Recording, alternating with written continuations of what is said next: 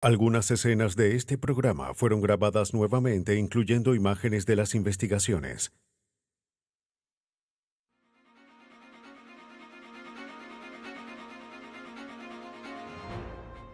Investigadores tratan de detener a un terrorista que envía paquetes con bombas por correo. 3 personas han muerto.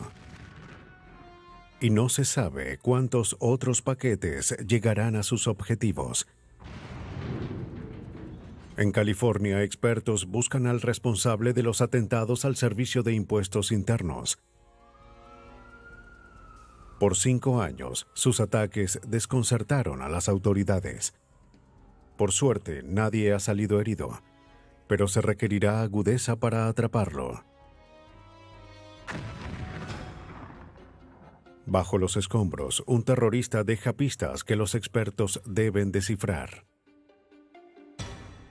Al investigar estos casos, los forenses hacen lo posible para evitar que las personas sigan viviendo en terror.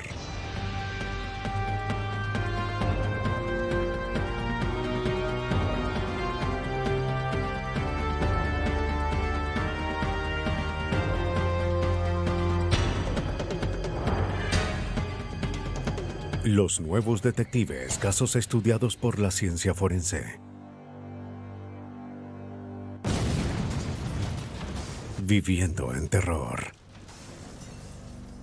El miedo es el mayor aliado de un terrorista.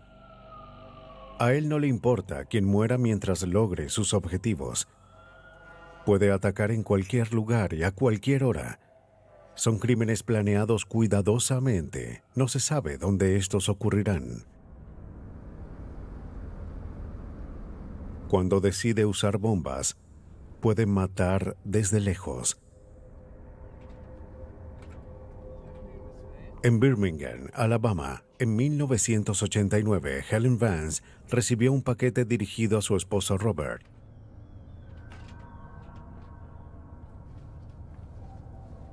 El juez Robert Vance entró en la casa y halló el paquete en la mesa, mientras su esposa envolvía regalos.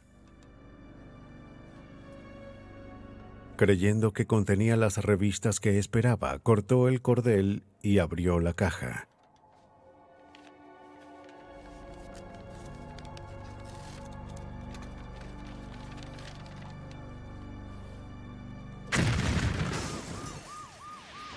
Falleció al instante.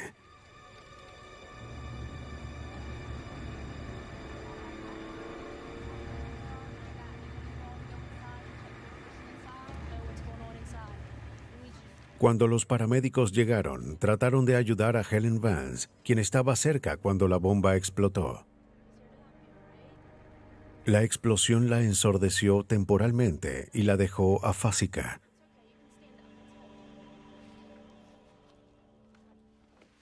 Expertos forenses acudieron a la escena. Recogieron clavos incrustados en las paredes y el techo, fragmentos de tubos de acero, así como los restos del paquete.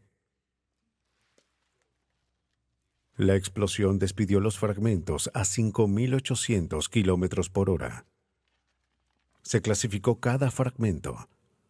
Las autoridades solo podrían atrapar al asesino si trabajaban metódicamente. Pero los asesinatos no se detuvieron allí. A 241 kilómetros en Atlanta, 2 días después de la muerte de Vance, un paquete llegó a la oficina del secretario de la 11ª Corte de Apelaciones. Un análisis de rutina reveló la silueta de una bomba casera. Antes de que el sorprendido oficial pudiera detenerlo, el paquete cayó al suelo.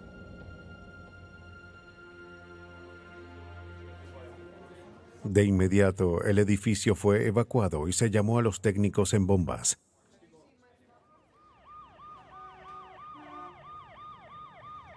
En una alerta emitida tras la muerte de Vance, se describía la bomba que lo asesinó.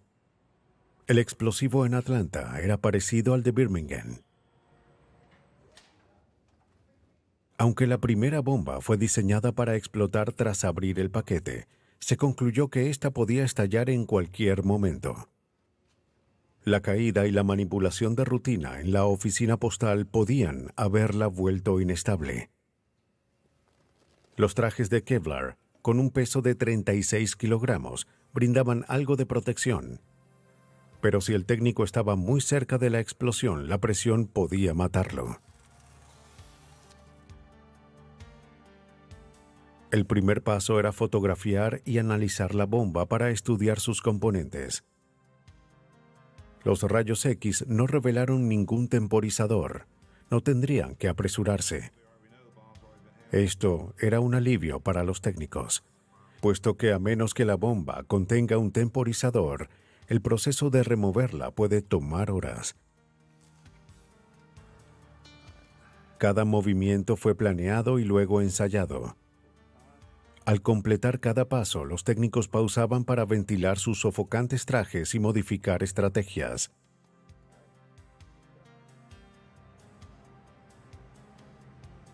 Como precaución, el área que rodeaba el edificio fue evacuada de transeúntes y automóviles.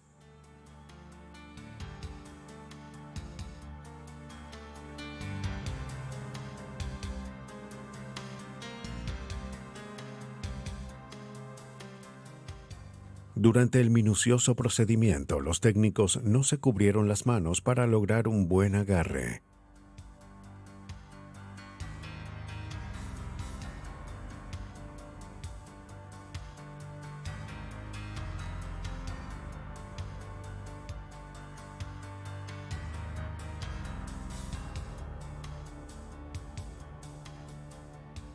Después de estabilizar la bomba, la colocaron en un recipiente que guardaron en un auto blindado. Vehículos y motocicletas de la policía despejaron el área. El convoy tomó la ruta menos poblada hacia el vertedero de la ciudad. El paquete no explotó, pero esta segunda bomba, en solo 2 días, tuvo un gran impacto. Indicó que había un terrorista. Brian Hoback, de la Agencia de Alcohol, Tabaco y Armas de Fuego, fue asignado al caso. Recordemos los objetivos. Primero, un juez federal. Segundo, la gente del 11º Circuito de Apelaciones que solo trabajaba para el tribunal en funciones administrativas. Pero el terrorista no se detuvo.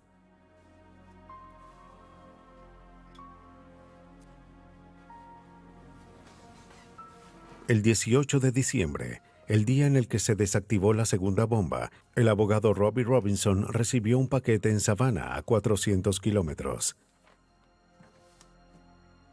Al igual que el juez Vance, Robinson no tenía razones para sospechar del paquete que apareció en su escritorio una semana antes de Navidad.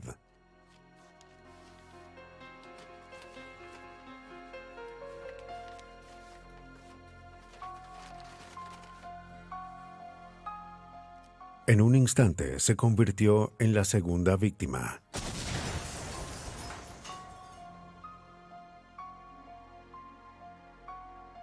Se calculó la dirección de la explosión para determinar el tamaño de la bomba. Se trazó un perímetro y se emprendió la ardua tarea de recoger hasta las pruebas más diminutas. Cuando vamos a una escena del crimen, buscamos evidencia física. En el caso de una bomba, está por doquier. En el techo, en el suelo, las paredes, los muebles, en los cuerpos de las víctimas y en la ropa.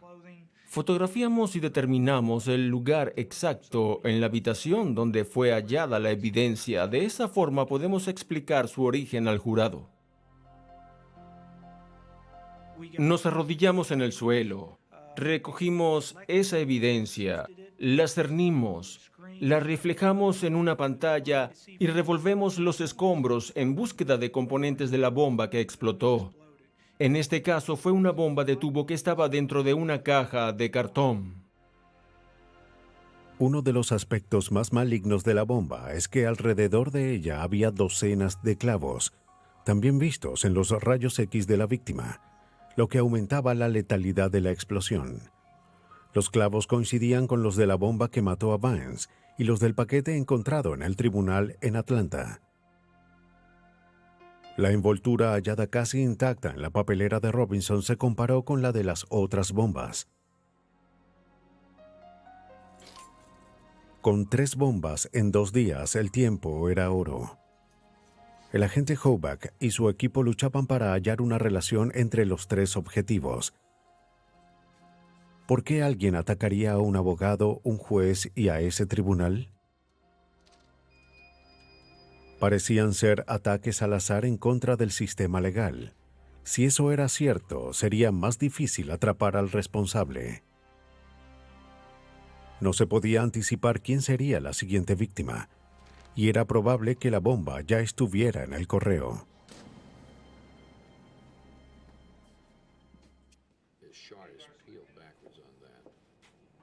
En el laboratorio, expertos analizaron los clavos, fragmentos de metal, alambres y restos de los paquetes extraídos de las bombas. Hicieron una clasificación exhaustiva. Marcas casi imperceptibles, fragmentos de logotipos y del paquete que podría llevar a fábricas, locales de venta o directamente al asesino.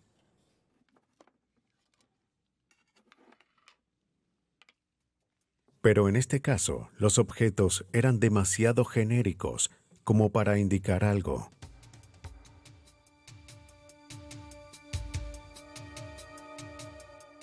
El terrorista continuó con su siniestro plan. No sé qué voy a hacer con esta conferencia de prensa.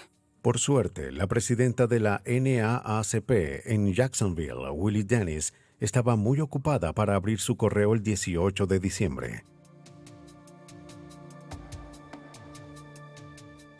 Al enterarse de la muerte de Robinson y recibir la advertencia de tener cuidado con su correspondencia, llamó a su secretario para decirle que no abriera el paquete en su escritorio. Lo que hizo fue llamar a la oficina del alguacil en Jacksonville y les pidió que revisaran un paquete que para ella parecía sospechoso.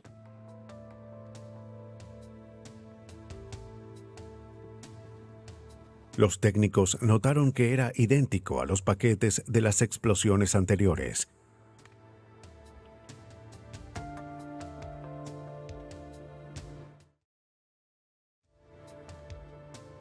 Lo analizaron para ver si sus sospechas estaban justificadas. Hay que desmantelar la bomba y revisar todos los componentes. Los rayos X revelaron un dispositivo idéntico a las otras bombas. Los investigadores ya sabían a qué se enfrentaban. Usaron un aparato mecánico para remover su sistema de encendido. El paquete fue inutilizado con éxito. Pero para evitar una explosión, los técnicos sacaron con cuidado la bomba de la oficina, mientras mantenían una distancia prudencial.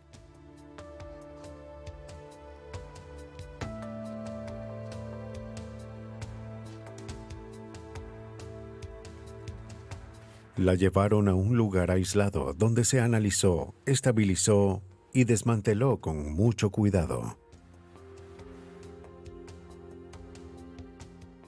En la oficina quedaron los ya conocidos clavos y un papel marrón con marcas de correos blancas y rojas. Al igual que otros terroristas, este colocó más estampillas de las necesarias para enviar el paquete. La caja también contenía algo sorprendente: correos insultantes. Entre ellos había una carta amenazadora enviada a una estación televisiva en Jacksonville. El sello la relacionaba con una oficina postal en Atlanta. Ahora los agentes sabían que la bomba pudo provenir de Georgia. La evidencia se acumulaba.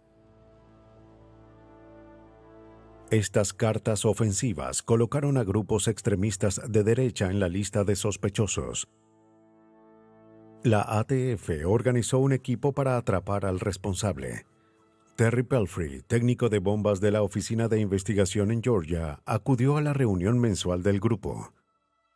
Mi rol en la investigación consistió primero en buscar a los grupos derechistas en Georgia, entre ellos el Ku Klux Klan, Nación Aria, el Movimiento Identidad Cristiana y los Skinheads. Teníamos informantes en esos grupos. Algunos obtuvieron la posición de grandes dragones dentro de esos grupos. Estos eran los líderes del Ku Klux Klan. No hubo conversaciones dentro de estos movimientos que indicaran que eran sospechosos de estos atentados. Ayer ustedes... En una reunión del 19 de diciembre, un agente de la ATF señaló las similitudes entre los atentados. Después de grandes esfuerzos... Tomen, ¿reconocen algo? Repartió fotografías de la bomba encontrada en el tribunal y describió lo que averiguó de su fabricación.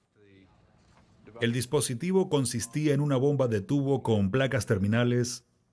Esa descripción hizo que el experto en bombas Lloyd Irwin recordara algo. Las bombas se parecían a una que vio en 1972. ¿Bombillas de linterna? Aunque durante su carrera analizó más de 3.000 bombas, tuvo la corazonada de que este era el trabajo del mismo terrorista. Cuando la miré, noté algunas características de la bomba que me recordaron a otro explosivo. Aquel poseía placas terminales cuadradas, sujetadas con solo un tornillo en el centro, solo uno, pero era la misma técnica. ¿Puedes hacer un dibujo? Era así. Él no había visto algo igual en más de 15 años. Irwin dibujó la bomba de 1972 de memoria.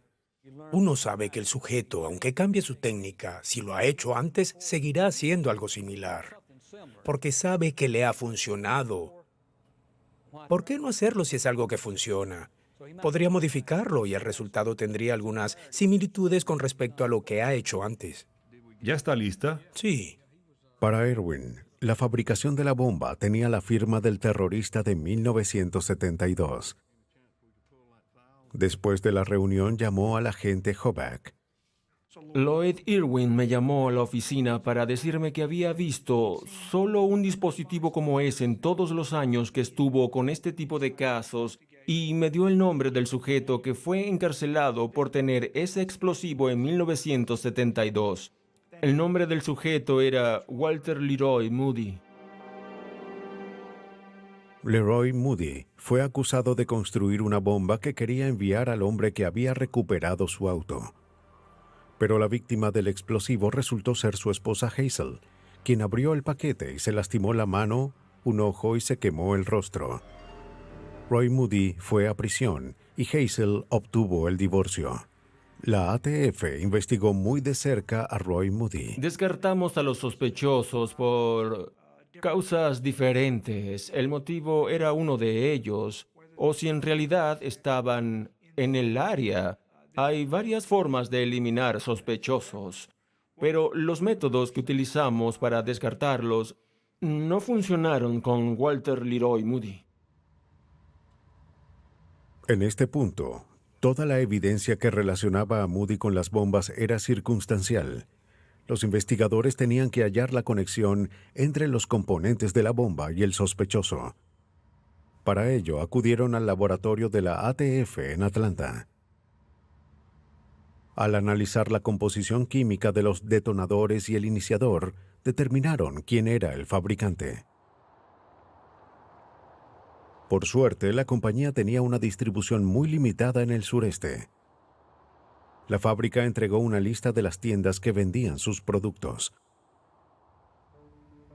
Mientras la ATF encontró otras similitudes entre la bomba de 1972 y los explosivos recientes.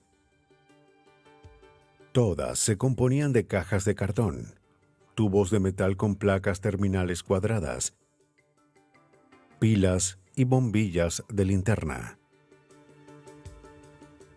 Para obtener información más detallada, los especialistas recrearon y detonaron las bombas.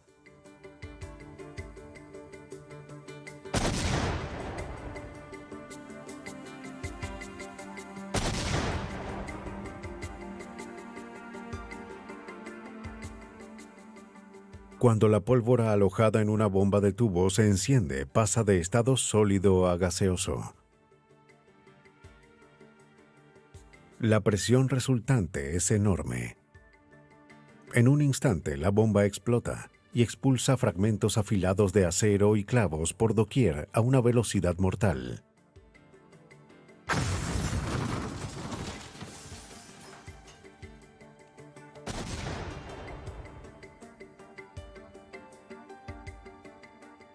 Quien hubiese fabricado esas bombas se esforzó para aumentar su poder destructivo.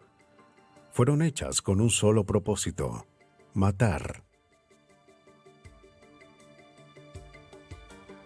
Un perfil conductual describió al asesino como un hombre blanco que trabajaba y vivía solo o con otra persona, disciplinado, culto, organizado, meticuloso y cobarde. Creía ser muy bueno para su trabajo.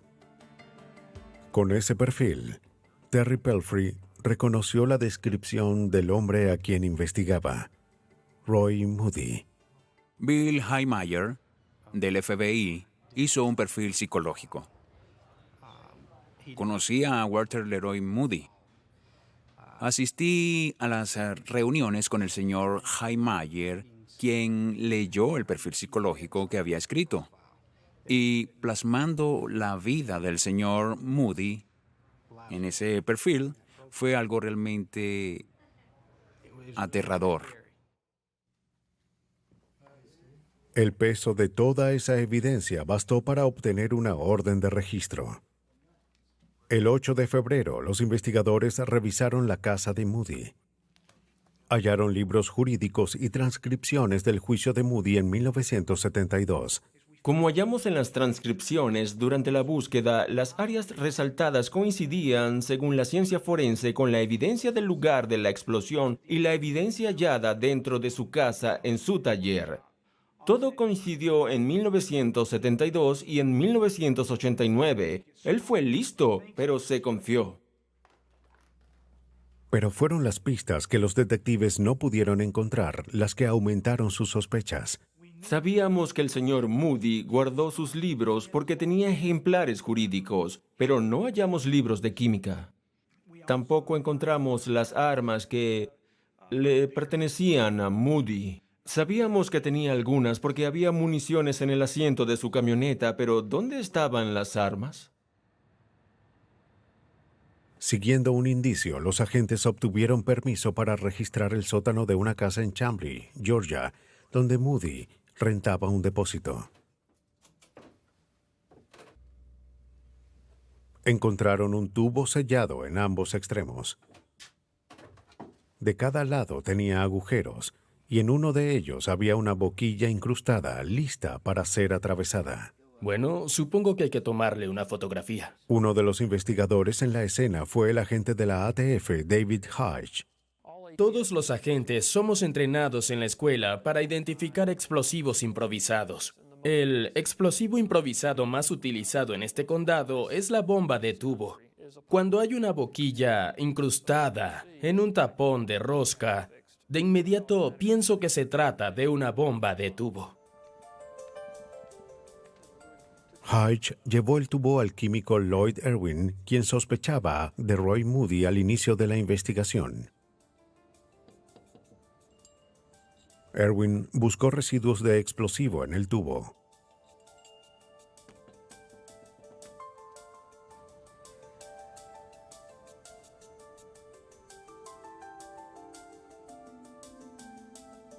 Su análisis solo reveló óxido. El tubo pudo ser un prototipo, pero los agentes no podían probarlo. No les bastaba para ganar el caso.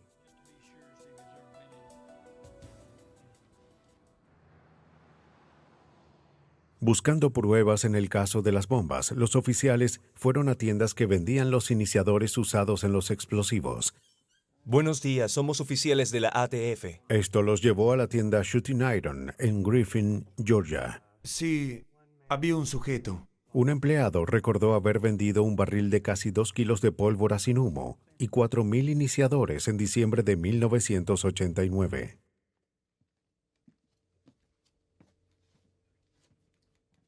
No pudo olvidar esa venta. La pólvora fue la misma utilizada en las bombas y se necesitaron 3,200 iniciadores para activarlas. Luego el empleado reconoció a Roy Moody como el cliente. Los investigadores creían tener al culpable. El 10 de julio de 1990, Roy Moody fue arrestado y detenido sin fianza.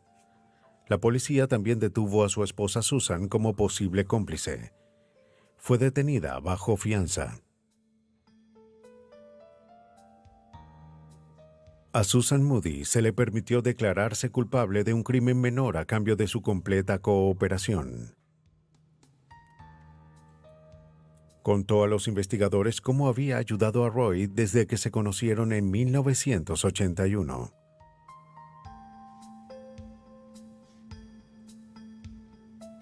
Declaró que Roy le había enseñado a cubrir sus rastros, usar disfraces, comprar materiales y enviar paquetes lejos de casa.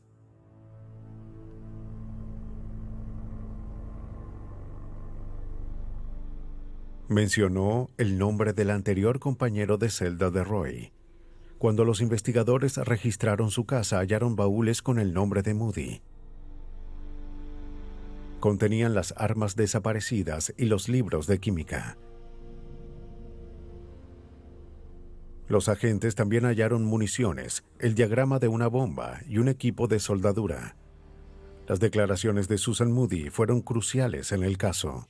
Ella simplemente nos contó todo, cómo ocurrió todo. Solo teníamos fragmentos de la investigación, del por qué Moody hizo esto, cómo lo hizo y cuáles fueron las similitudes entre estas bombas y las bombas que fabricó en 1972. Pero la señora Moody nos contó cómo empezó todo, la forma en que lo realizó y el motivo.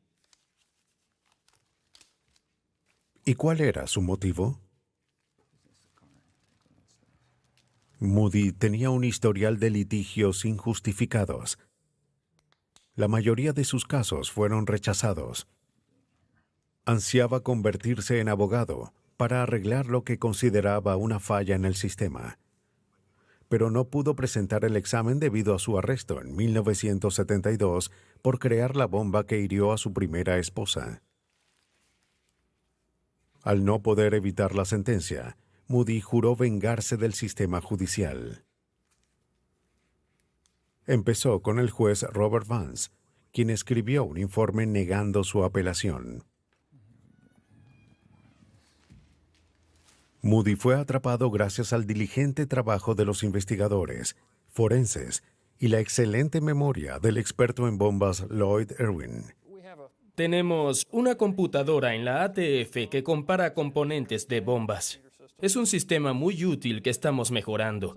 Es increíble lo que hace. Colocamos los componentes de un dispositivo y nos dice si han fabricado explosivos similares. En este caso, Lloyd derrotó a la computadora. No existe algo que sustituya a la experiencia de Lloyd. El sistema legal, que para Moody tenía fallas, no les falló a los ciudadanos que él aterrorizó. En junio de 1991, el jurado lo sentenció a 7 cadenas perpetuas, más 400 años, sentencia que fue cambiada a pena de muerte. Moody se valió del correo para enviar sus letales explosivos a personas específicas. Pero otros terroristas no son tan específicos en cuanto a sus víctimas. El atentado en Oklahoma City fue un ataque contra el gobierno. Debido a la explosión del edificio murieron 168 ciudadanos. Cuando el objetivo de un terrorista es el gobierno, no se puede predecir cómo o cuándo atacará.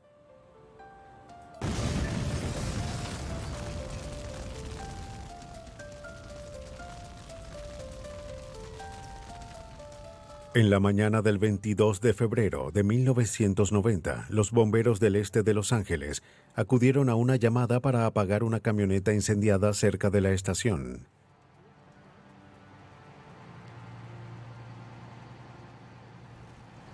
Pero este no era un incendio común.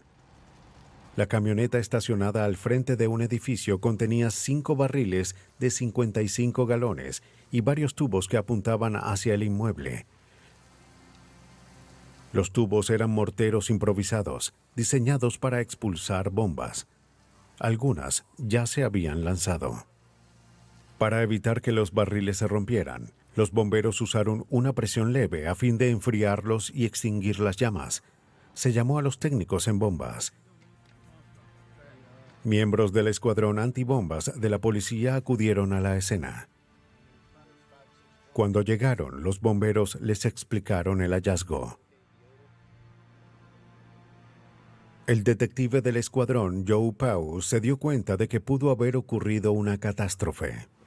Los bomberos dijeron que los barriles estaban rojos debido al fuego y apagaron el incendio con la manguera que suelen usar. Tuvieron suerte de que el explosivo no detonara cuando sofocaban el incendio. El principal objetivo de Pau era asegurarse de que no hubiera otros explosivos, así que fue al quinto piso donde los morteros rompieron las ventanas. Las bombas penetraron las oficinas del Servicio de Impuestos Internos, pero el daño fue mínimo.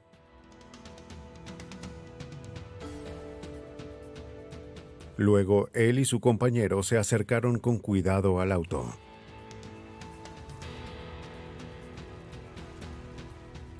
Debían determinar si el vehículo era una trampa, ya que la prioridad era mantener a las personas a salvo.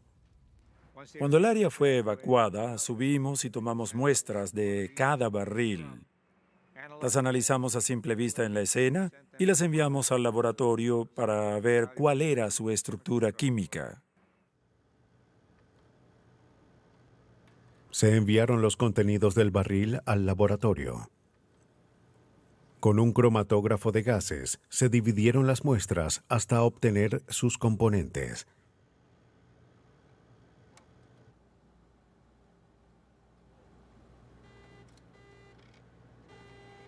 Las pruebas determinaron que la sustancia en los barriles era ANFO, una mezcla inestable de nitrato de amonio y gasolina. La camioneta contenía más de 200 galones de ANFO.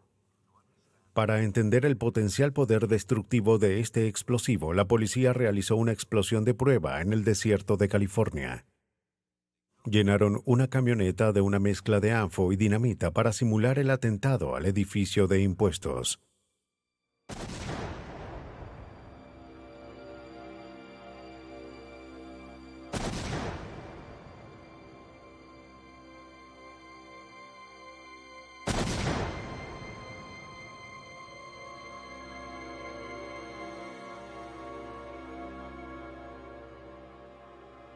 El vehículo fue destruido. El suelo estaba lleno de escombros.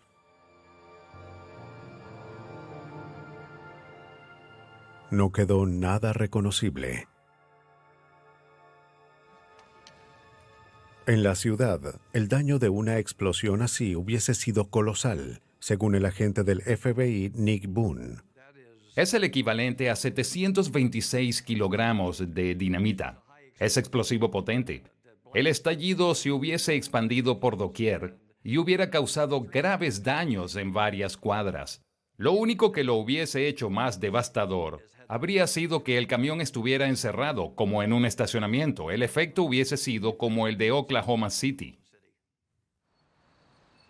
De hecho, el estacionamiento fue la escena de otro atentado menos de 2 años antes. En esa ocasión también se pudo prevenir un desastre.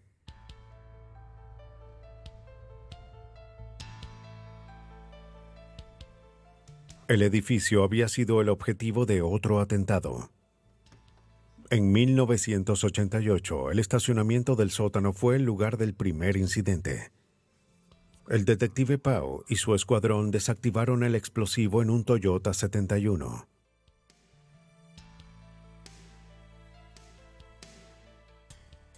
Contenía un calentador de agua lleno de ANFO. También contenía una trampa debajo de la llanta trasera. Cuando se activó, el auto se encendió. Después de extinguir las llamas, los bomberos hallaron bombas de tubo en la maleta. Los técnicos determinaron que los recipientes de gasolina y las botellas de detergente en el asiento trasero estaban llenos de amoníaco y lejía. Estaban diseñados para llenar el garaje de gases venenosos. Las bombas fueron desactivadas sin problemas. Se denunció que el auto fue robado del estacionamiento de Ford Aerospace, pero luego se perdió el rastro. Aunque no por mucho. 6 meses después, en una revisión de rutina por la compañía, se descubrieron bombas de tubo en 4 postes de alto voltaje detrás del mismo edificio. Las bombas detonaron causando daños menores. El edificio de servicios de impuestos no fue el único objetivo del terrorista. Las bombas en los postes se parecían a unas halladas 8 meses antes a 80 kilómetros. En la base de un poste del edificio de impuestos en Laguna Niguel, California, se halló un detonador electrónico IANFO. El escuadrón antibombas la desactivó.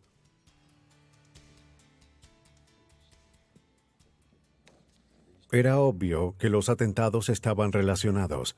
Estos ataques, así como otros que empezaron en 1986, llevaron a la creación de un equipo de varias agencias en contra del terrorismo. Se halló que los circuitos en las bombas eran similares. Frank Bocci, agente del FBI, trabajó dentro del equipo. Todos los explosivos, en especial los utilizados por un terrorista, tienen una marca de fabricación que la distingue. Al examinar una serie de bombas desconocidas y la forma en que fueron fabricadas, podemos deducir quién pudo haber sido la persona responsable con base en la fabricación de las bombas. Además de las similitudes en el diseño, las bombas tenían un objetivo en común: el servicio de impuestos internos. Investigamos en varias direcciones. Tratamos de hallar otros atentados similares cometidos en el área para ver quién fue sospechoso o arrestado por ellos. También buscamos grupos que estaban en contra del Estado, del gobierno o el servicio de impuestos, ya que estos serían el tipo de facciones que podrían atacar esos edificios. Un indicio potencial llegó por correo. En cartas enviadas a un periódico y al edificio, un grupo llamado Up the IRS se atribuía la responsabilidad de los atentados, así como la del autobomba en 1988. Boone creía que la carta era auténtica, puesto que contenía información sobre la bomba que no había sido hecha pública. La dirección fue escrita a mano, dando a los oficiales una muestra de caligrafía, pero no había nada con que compararla. Una pista que resultó de mayor utilidad fue un reloj digital usado como temporizador. Los investigadores creían que el terrorista trataba de alardear de sus habilidades, pero no le sirvió de mucho. La alarma del reloj no fue configurada adecuadamente y el explosivo no explotó como había planeado.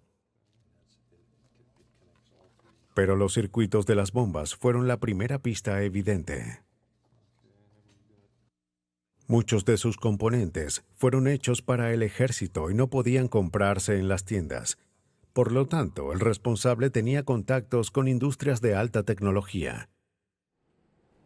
El que el auto usado en el atentado de 1988 hubiese sido robado del estacionamiento de Ford Aerospace le dio al detective Bob Nelson una opción en el caso. Descubrimos después en la investigación, al revisar los componentes, que habían varios cables y elementos electrónicos que estaban relacionados directamente con Ford Aerospace. Sin embargo, no se sabía cuándo estos fueron utilizados. No tenían fechas. No había forma de saber si eran objetos viejos o elementos recientes. Nelson y Boone estaban seguros de que el terrorista era o había sido empleado de Ford Aerospace. Pero miles de personas trabajan allí. No tenían forma de descartar a nadie. Gracias a la pronta acción de los bomberos de Los Ángeles, se preservó una de las pistas más esenciales: el número de serie del auto usado en el atentado de 1990. Este permitió que se hallaran a los últimos dueños registrados. El señor y la señora Orozco lo vendieron por $500 en diciembre de 1989. Está bien. Según el señor Orozco, el comprador no habló casi. Hizo pocas preguntas y parecía ansioso por irse.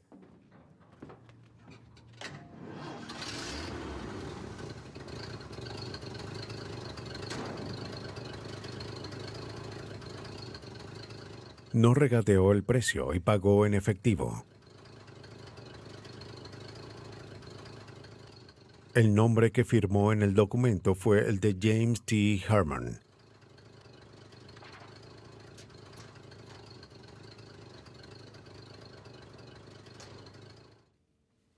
La policía sabía que si encontraban a Harmon, hallarían al culpable. Sí. Él es el señor John. Pero ¿cuál era Hola, su ¿cómo le va? apariencia?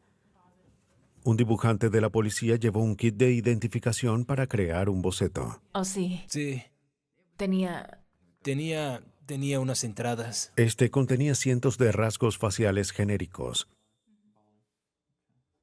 Entonces era algo... Al combinarlos, el artista poco a poco creó una imagen parecida al sospechoso según los testigos. El primer análisis con los archivos de las diferentes agencias no dio resultados, mientras el terrorista atacó de nuevo. El 31 de marzo de 1991, un mortero atacó el estacionamiento y el techo del edificio del Servicio de Impuestos Internos en Fresno, California. Nadie salió herido.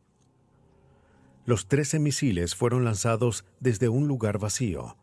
Allí los investigadores recogieron extensiones, alambres y periódicos usados para embalar.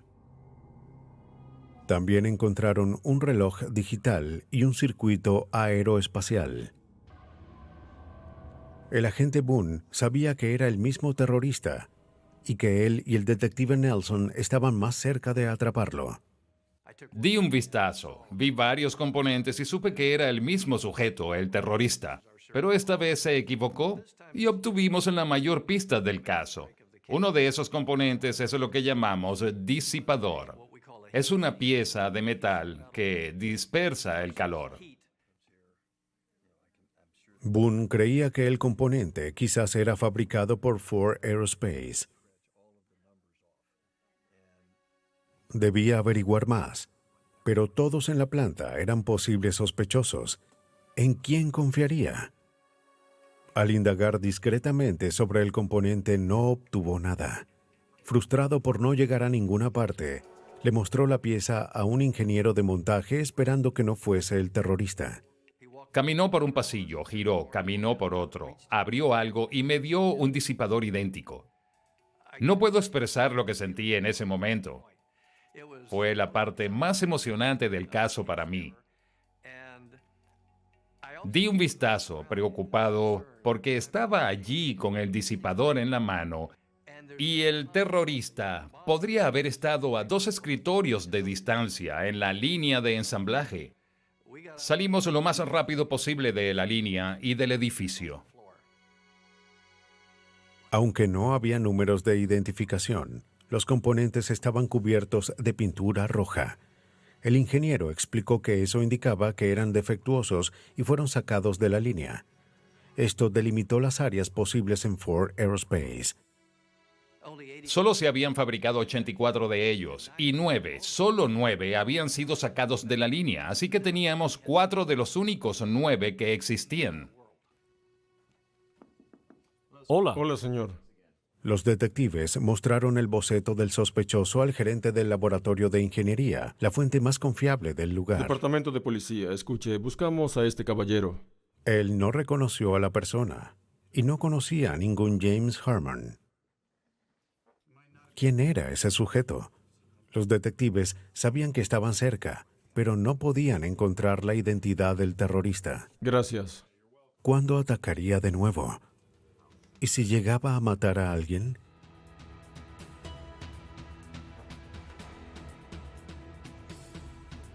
Mientras la búsqueda del culpable continuaba, el agente Boone y el detective Nelson recibieron una llamada del gerente. Después de pensarlo, sí reconocía el rostro del boceto de la policía. Se parecía a un ingeniero del laboratorio de inspecciones a gran escala, un hombre llamado Dean Harvey Hicks. Los investigadores volvieron a Ford Aerospace. En su escritorio hallaron dibujos en contra del servicio de impuestos y en su archivo había muestras escritas que concordaban con la caligrafía hallada en las cartas dejadas en una escena. Luego llegamos a una parte de la investigación en la que estábamos en Ford Aerospace y Nick Boone abrió el archivo del personal, comparó la fotografía y la caligrafía y supimos que Dean Harvey Hicks era nuestro sospechoso.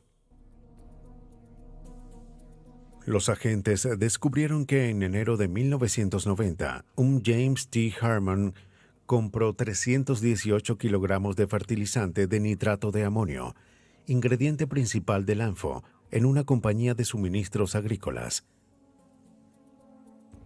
James T. Harmon fue el nombre que apareció en el formulario emitido luego de la compra de la camioneta usada en un atentado. La caligrafía en el recibo coincidía con la de Dean Harvey Hicks. También se halló esta caligrafía en la escena del atentado en Fresno, lo que colocó a Hicks en la escena. Leyó en un periódico a qué distancia podían llegar las bombas de mortero, cuánta potencia se requería para lanzarlas, y se basó en ese artículo del diario. Luego lo enrolló y lo usó para embalar el explosivo de Fresno. Lo encontramos, alisamos el papel y pudimos ver los números en una superficie plana. De hecho, comparamos esas cifras con su letra. El agente Boone y el detective Nelson revisaron la evidencia. Hicks estuvo fuera del trabajo cuando las bombas fueron colocadas. Tenía acceso a los componentes de Ford Aerospace. Su descripción coincidía con la del comprador del auto usado en 1990 y su caligrafía concordaba con las cartas. Pero los detectives no sabían si actuaba solo. Antes de arrestarlo, lo vigilaron. La vigilancia continuó mientras se preparaban la orden de arresto y de registro. Investigamos su pasado para determinar si había otras personas involucradas en... En un momento de la investigación pensamos que él estaba interesado en fabricar otro explosivo, así que emitieron la orden de registro y al día siguiente la orden de arresto. Fue arrestado el 11 de julio de 1991. Y tomé una foto. Hicks fue llevado a una habitación de hotel. Pero esa calle es muy transitada. Parecía estar complacido al dar detalles sobre las bombas. Le gustaba responder dudas técnicas que los investigadores no entendían. Cuando terminamos el interrogatorio, Dean Hicks había hecho una confesión completa y descrito en gran detalle cómo fabricó y envió la mayoría de las bombas. De hecho, hubo detalles que olvidó ya que fue algo ocurrido hace mucho, pero dio muchos detalles sobre los atentados recientes, la forma metódica en la que las diseñó, cómo las fabricó y luego envió. Mientras Boone y Nelson interrogaban a Hicks, forenses registraron su casa y garaje. Hallaron bombas en construcción, circuitos, nitrato de amonio y una identificación falsa con el nombre de James T. Harmon. La historia se volvió muy clara. Los compañeros de Dean en Ford Aerospace sabían que él detestaba el servicio de impuestos internos, pero ignoraban que estuviera robando repuestos de la compañía para atacar a la agencia del gobierno.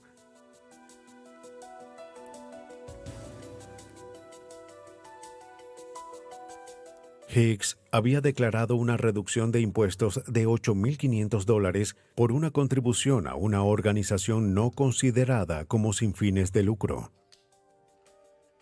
La reducción fue negada. Hicks afirmó que un empleado del servicio de impuestos se burló de él, así que usó su experticia en electrónica para vengarse.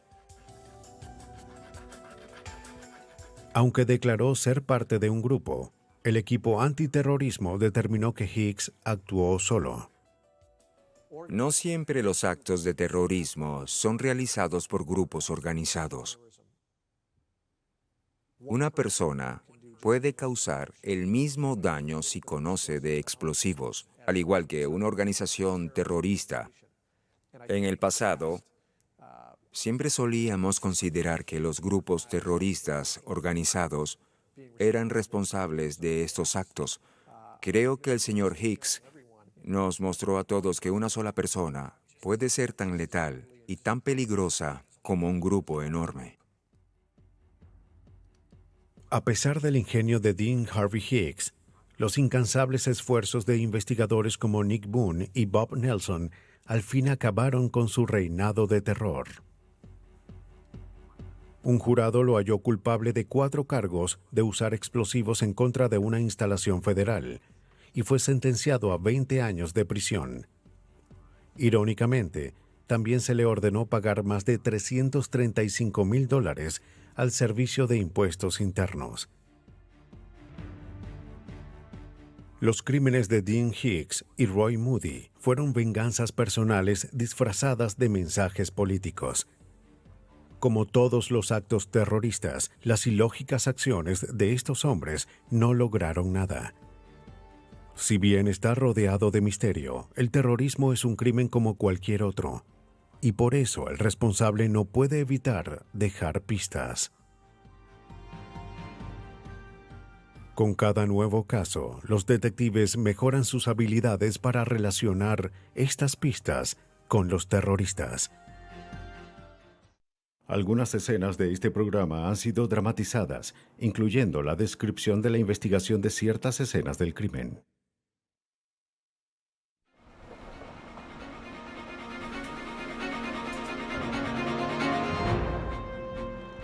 En Los Ángeles, los expertos forenses tratan de descifrar por qué una atrevida sesión de fotos pasó a ser mortal.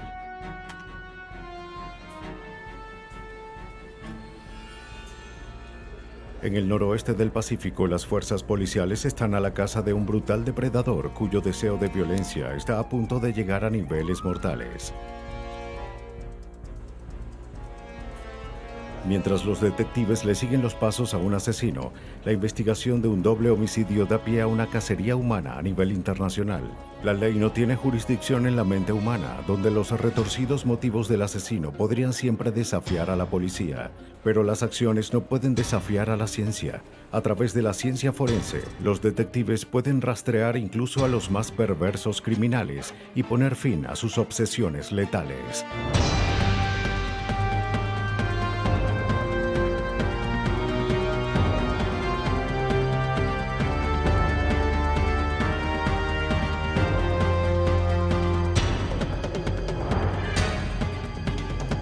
Los nuevos detectives, casos estudiados por la ciencia forense.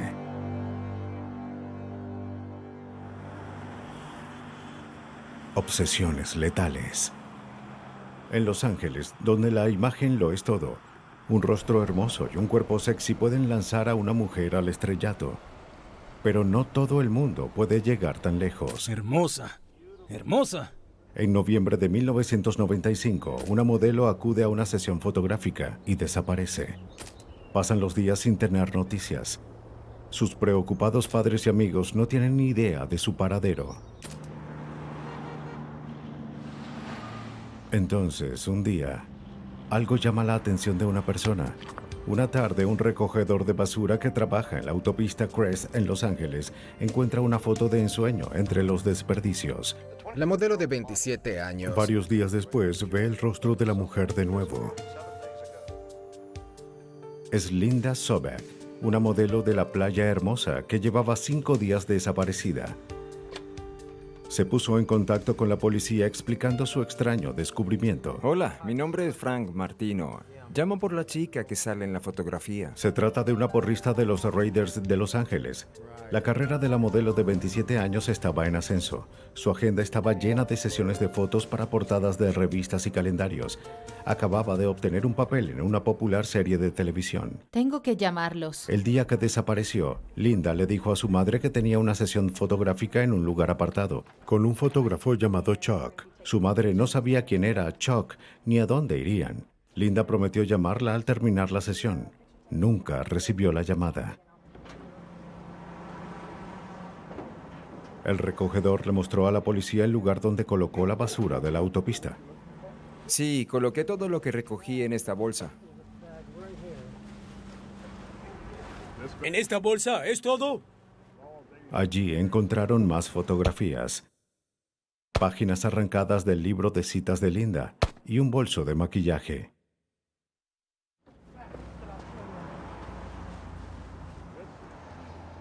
¿Esto?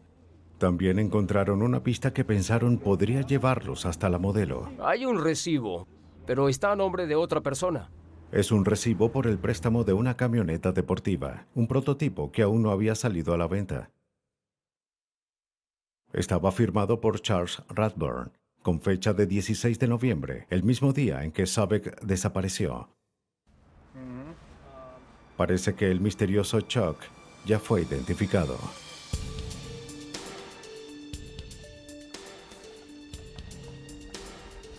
La policía descubrió que Radburn es un respetado fotógrafo de automóviles nuevos y es uno de los mejores en su campo. Radburn afirma que no sabe cómo se mezcló su recibo con las pertenencias de Linda Sobek. Sin embargo, admite que quizás fue la última persona en haberla visto. Dijo que la mañana en que desapareció, Sobek le pidió que se encontraran en el estacionamiento de un restaurante. Ella buscaba trabajo, pero él no estaba interesado. El detective Mike Robinson del Departamento del Alguacil del Condado de Los Ángeles toma la declaración de Radburn. Afirma que se vio brevemente con ella en el estacionamiento de un restaurante. Revisó su portafolio y le dijo que no tenía tiempo. La empujó fuera del auto y la dejó en el lugar, cerca del mediodía. Y la última vez que la vio fue en el estacionamiento, cuando ella estaba abriendo la puerta de su Datsun blanco. El automóvil de Sobek continúa en el estacionamiento, pero el rastro se ha enfriado. La última persona en verla, Charles Radburn, es la única pista hacia la modelo desaparecida. La policía le solicita que se dirija a la estación para dar una declaración más extensa. Sin embargo, falta a la cita. Llama para informar que tuvo problemas con el automóvil y nunca apareció ni volvió a llamar. Pero la policía descubre que ha hecho contacto con una amiga que trabaja en la policía. Le envió un fax incoherente donde confiesa haber matado accidentalmente a Sobek y donde amenaza con suicidarse. La policía se apresura a ir a su casa, donde es hallado ebrio y es puesto bajo custodia.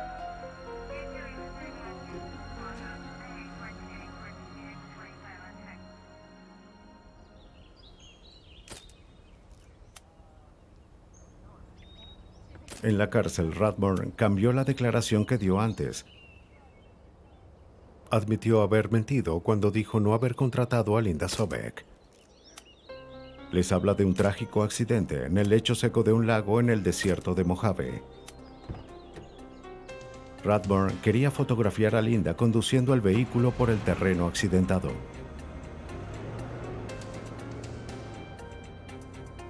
Se puso detrás del volante para enseñarle cómo hacerlo girar.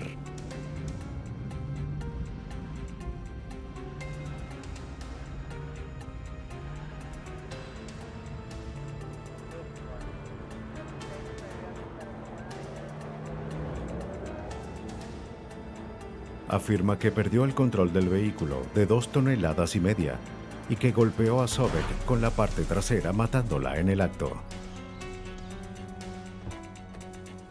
Presa del pánico, Radburn cavó una tumba con sus propias manos.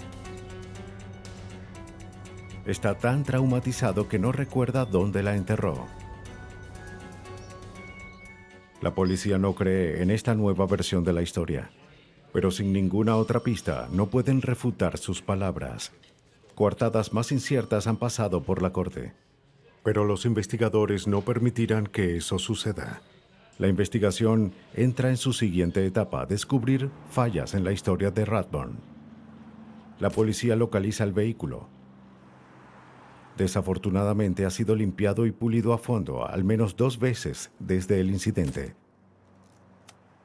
Los investigadores esperaban encontrar evidencias a pesar de lo minucioso de la limpieza. La primera tarea es buscar señales del lugar del impacto. La criminalista del condado de Los Ángeles, Heidi Robin, no encuentra ninguna. El examen inicial no reveló evidencia de impacto en el exterior del vehículo, tomando en cuenta que es un prototipo recién salido de la línea de ensamblaje. Llegó a nuestras manos limpio y en perfecto estado, lo cual es muy inusual.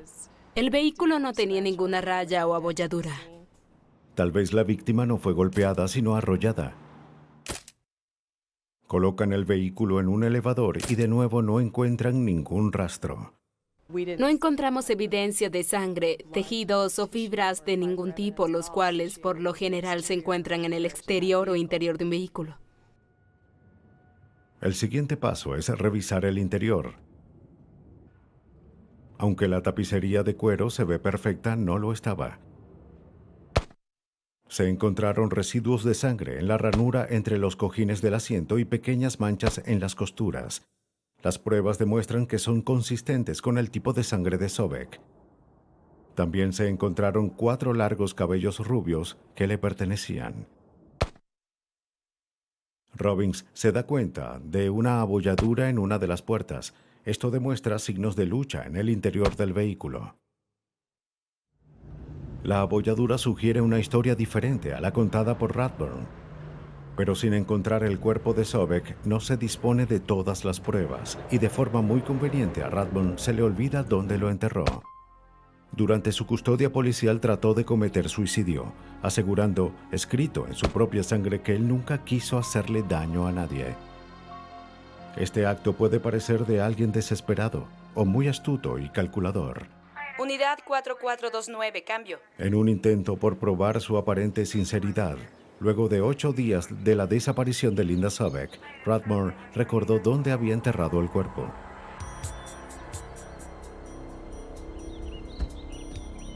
Llevó al grupo de búsqueda a un empinado desfiladero a más de 1000 metros sobre el nivel del mar, a 64 kilómetros del lugar de la sesión fotográfica.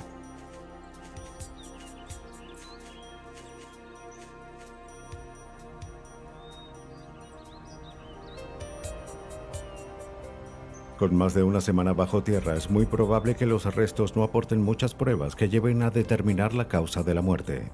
Siempre pensé que Rathbone decidió colaborar con nosotros el día que lo hizo porque pensó que el cuerpo estaría tan descompuesto que no podríamos hallar pruebas. Al detective Robinson, tanto la confesión como el intento de suicidio de Rathbone le parecen falsos. Le parece que el fotógrafo de hecho estaba tratando de controlar la investigación, dando muy poca información y demasiado tarde. El que recordase de pronto el lugar donde enterró el cuerpo era una prueba de ello. Bajo la supervisión de un antropólogo forense, el equipo de Robinson se dispone a retirar cuidadosamente el cuerpo. Cada una de las rocas de la superficie de la tumba es numerada y catalogada. Centímetro a centímetro, la tierra es removida y tamizada para ser analizada. Luego de 8 horas encuentran la pieza más importante de la evidencia. A 60 centímetros descubren el cuerpo de Sobek. Para su sorpresa, los elementos no la han maltratado.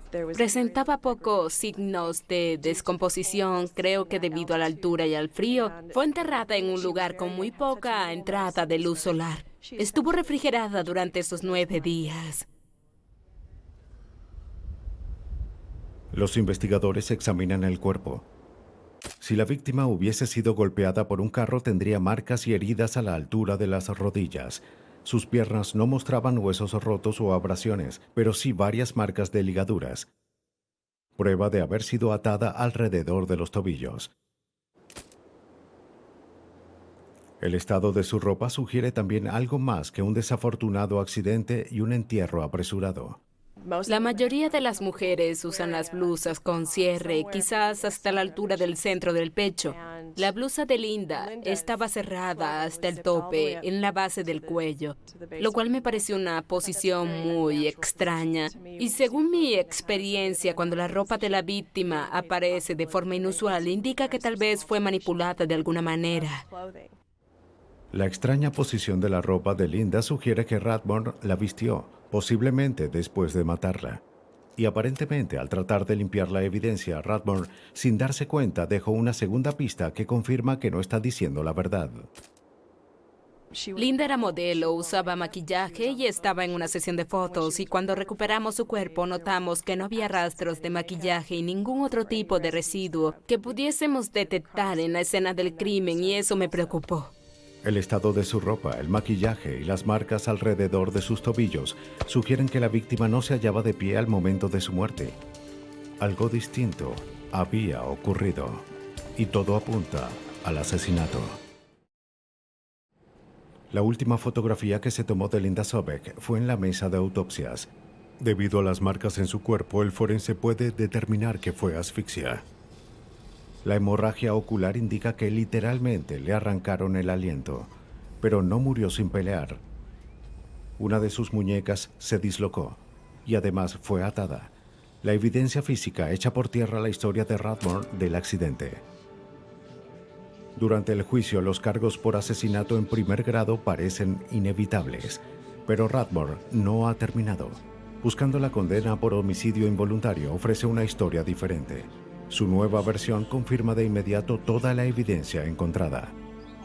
En lo que sería ya su tercera versión, Rathbone afirma que Sobek comenzó a quitarse la ropa y a adoptar poses provocativas. Según él, intentó seducirlo, y Linda se molestó cuando solo se limitó a tomarle fotos. Rathbone apartó la cámara y comenzaron a besarse, pero Linda no quiso seguir más allá. Luego de que se apaciguaron los ánimos y ella se vistió, Rathbone le enseñó a hacer girar la camioneta. Pero fue muy imprudente.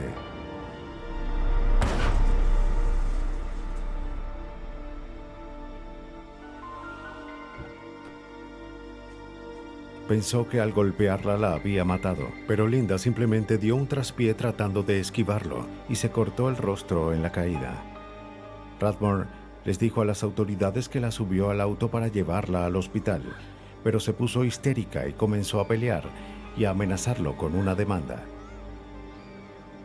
Trató de detenerla con un abrazo de oso, pero esto solo logró ponerla más agitada y violenta. Como último recurso, se sentó encima de ella. Finalmente se calmó. Entonces se dio cuenta de que no respiraba.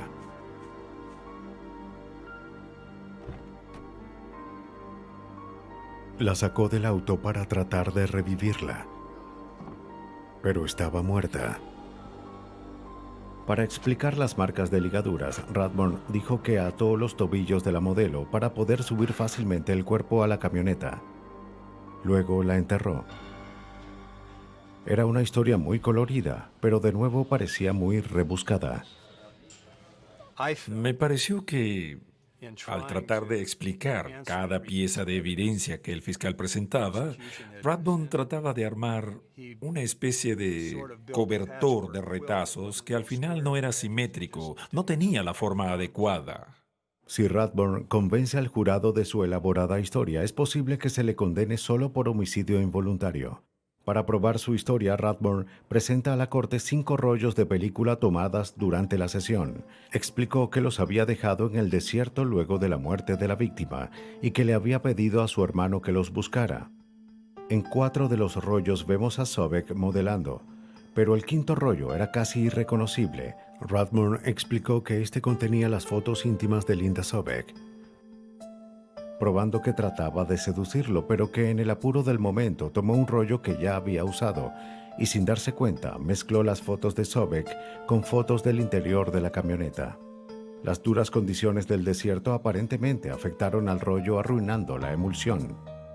Rathbone presentó 13 imágenes distorsionadas de una mujer en poses pornográficas sobreexpuestas en las del interior de un vehículo. Además de las fotos, contó una versión modificada de lo sucedido. explica mejor el estado de la ropa y el maquillaje de la víctima. Decidió cambiar algunos eventos en su historia. Otra versión de la verdad salió a relucir, sugiriendo que la muerte no fue resultado de un accidente con el vehículo, sino debido a una situación de actividad sexual consensuada que se les fue de las manos y que accidentalmente resultó en la muerte de Linda. Utilizó las fotografías para probar esta última versión de la historia. Los investigadores deciden buscar pruebas para demostrar que las fotos son falsas. El detective Robinson cree que las fotografías están muy dañadas para considerar las pruebas concluyentes. Necesita determinar si la camioneta y la mujer en las fotos son las que Rathbone afirma. Se enteró de que semanas antes de obtener la camioneta, Rathbone fotografió otro prototipo de vehículo del año 1998. El detective solicita las fotos del interior de ese vehículo a la fábrica. Heidi Robbins entrega las fotografías sobreexpuestas y las imágenes del interior del otro prototipo al Centro Nacional de Tecnología para la Aplicación de la Ley y Correctivos en California para ser comparadas. Esta agencia provee tecnología forense de punta en el análisis de imágenes. Estas son escaneadas en una computadora de alta velocidad y mejoradas con un programa de artes gráficas. El ingeniero Bill Ripeto mejora digitalmente el contraste, el detalle de las sombras y el color para hacerlas más nítidas. Los rollos de película estaban en muy mal estado. De hecho, partes de las imágenes no se distinguen. Así que los detectives no tienen una imagen completa del tablero interior de la camioneta. Usando nuestros equipos podemos alterar el contraste, mejoramos la nitidez, buscando detalles que serían imposibles de captar con un proceso fotográfico convencional. Podemos hacerlo en la computadora en tiempo real. Imagino que a ustedes les interesa definir si esto es parte de un cuerpo o es parte del tablero. Una vez mejoradas las fotografías, Ripeto reposiciona y superpone las fotos del otro prototipo sobre los negativos dañados. Espera descubrir si el vehículo de las fotos es en realidad la camioneta donde murió Sobek o son del prototipo anterior. Podemos comparar cosas como el medidor de velocidad, el radio del volante. Desafortunadamente, no podemos ver ni el patrón ni el logo en el volante, pero las coincidencias son bastante buenas. Así que luego de trabajar unos pocos minutos, puedo decir que es obvio que estas fotos no son de la camioneta, sino del primer prototipo. Ripeto revisa si la mujer sin rostro es Linda Sobek. Compara el vestido que Linda llevaba puesto el día de la sesión con una porción del encaje que aparece en las fotos con doble exposición, debido a que los patrones del encaje se repiten. Solo toma un fragmento del material para probar que no son las mismas. En esta imagen podemos ver un patrón definido. Hay una marca aquí en forma de bota y un patrón vertical que luego dobla a la izquierda y se repite en esta área. Los patrones en el encaje son inconsistentes, así como también la comparación entre la anatomía de Linda y la modelo de las fotos. La última historia de Rathbone es falsa. En la cuarta y final versión de la verdad que presentó la defensa, cuando el acusado desde el estrado trató de explicar toda la evidencia física y las circunstancias que rodearon la muerte de Linda, al principio dijo que las fotos eran del segundo prototipo y de Sobek, y fue muy impactante ver cómo los integrantes del jurado pudieron comprobar que no solo no se trataba de la camioneta, sino que la mujer no era Linda Sobek. Una vez más, los hechos contradicen la historia de Rathbone. El jurado no creyó ninguna de sus mentiras. Charles Rathbone fue condenado por asesinato en primer grado y condenado a cadena perpetua sin posibilidad de libertad bajo palabra. Casi desde el principio el fotógrafo fue el foco de atención en el caso Sobek, pero cuando los asesinatos son al azar, los investigadores deben explorar más allá. En Beaverton, Oregon, la mañana siguiente al día de San Valentín de 1981, la policía acude para revisar una casa en un tranquilo vecindario. En ella encuentran el cuerpo de Julian Ritz, de 18 años. Le dispararon en la parte de atrás de la cabeza con 2 balas de calibre 38, aparentemente mientras trataba de huir. El médico forense determina que murió entre las 3 y las 4 de la madrugada. Mientras los investigadores procesan la escena del crimen, el detective Dave Bishop recoge la primera pista importante. Hay signos que apuntan a que la víctima conocía al asesino. La puerta estaba sin seguro El equipo de sonido estaba encendido. Había un par de copas en el lavaplatos. Aquí puede verse... La policía busca algún tipo de rastros que el asesino pudo haber dejado en la casa. No se encuentran huellas digitales, pero los técnicos descubren cabellos y fibras. En el piso de arriba encuentran signos de lucha. La cama estaba totalmente destrozada. Las sábanas por todos lados. Aparentemente hubo una guerra en ese lugar. Las manchas encontradas en las sábanas muestran que un hombre con tipo de sangre B mantuvo relaciones sexuales con la víctima. Durante la semana siguiente, los detectives entrevistaron a más de 150 amigos y conocidos de la víctima. Varios mencionaron a un hombre mayor que recientemente había resurgido de su pasado. Trabaja en un bar de la localidad y salieron un par de veces el año pasado. Rich pensó que era un poco déspota y que solo serían amigos. Su nombre era Randall Woodfield. Randy fue un atleta estrella y había sido convocado brevemente por un equipo de la Liga de Fútbol Americano. Era muy afable y divertido, pero no era un buen muchacho. La policía descubrió que estaba en libertad condicional luego de haber estado 3 años en prisión por varios asaltos en Portland. La policía coordinó una entrevista con él.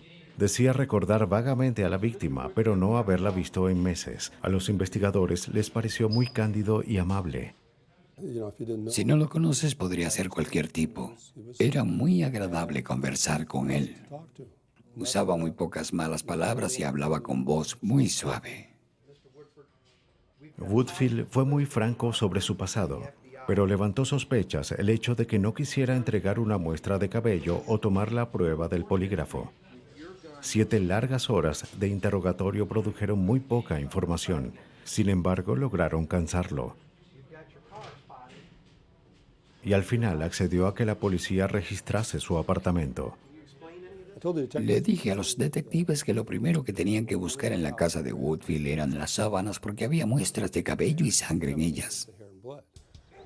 Los investigadores tomaron la muestra de cabello que les hacía falta de las sábanas de Woodfield. También encontraron una bala calibre 32 y un rollo de cinta de atletismo en su bolso del gimnasio. Por lo general, estos objetos no tienen importancia, pero en este caso la policía no está tan segura. La cinta de atletismo es una pista importante para una serie de violaciones y homicidios sin resolver que han ocurrido durante 2 meses a lo largo de la Interestatal 5. Los detectives se preguntan si han descubierto algo más que un caso aislado de homicidio. Las sospechas se intensifican cuando la policía revisa la factura telefónica de Woodfield en busca de llamadas a Julie Ritz. En ese momento vivía en parte de una casa que le rentaba a una joven. Ella también vivía en la casa y al preguntarle si tenía idea de que hubiese hecho llamadas a Beaverton, ella respondió, es posible. Hoy me llegó la factura y es más de $200. Parece que ha llamado a todo el mundo. Obtiene una copia de la cuenta de teléfono de Woodfield gracias a su compañera de casa. Cuando estaba de viaje, a Woodfield le gustaba mantenerse en contacto con sus antiguas novias, cargando las llamadas al teléfono de su compañera. Bishop revisa la cuenta y no encuentra el número de Ritz, pero consigue un patrón escalofriante.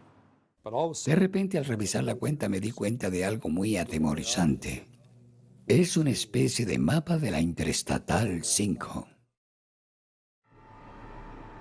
Desde comienzos de diciembre de 1980, un depredador se encuentra al acecho en la carretera Interestatal 5 a lo largo de 3 estados, asaltando las tiendas que están al lado de la carretera, violando y asesinando a las jóvenes que las atienden.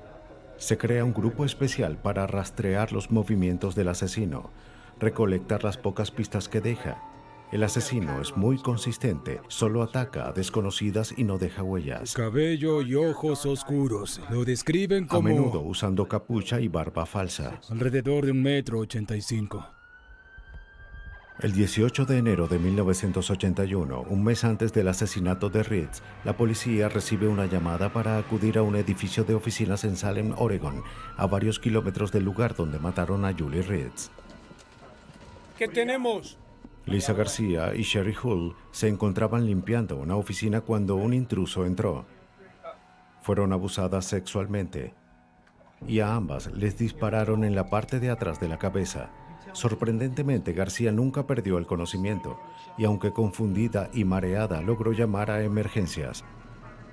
Por un giro del destino, ninguna de las balas perforó el cerebro de García. Hull no fue tan afortunada. Murió en el hospital. Los detectives analizan la escena del crimen.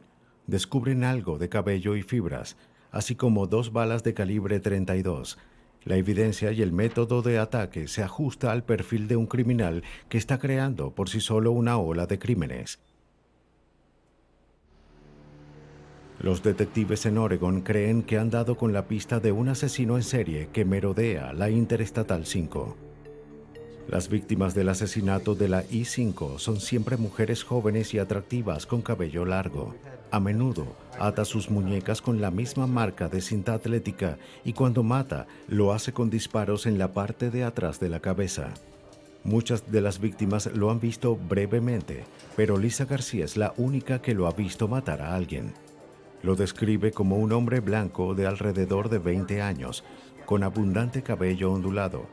Usa una banda adhesiva en la nariz probablemente para evitar que sus víctimas noten sus facciones. Sin embargo, la policía sigue sin saber quién es. Ha cometido más de 20 violaciones y asaltos y es sospechoso del asesinato de 5 mujeres.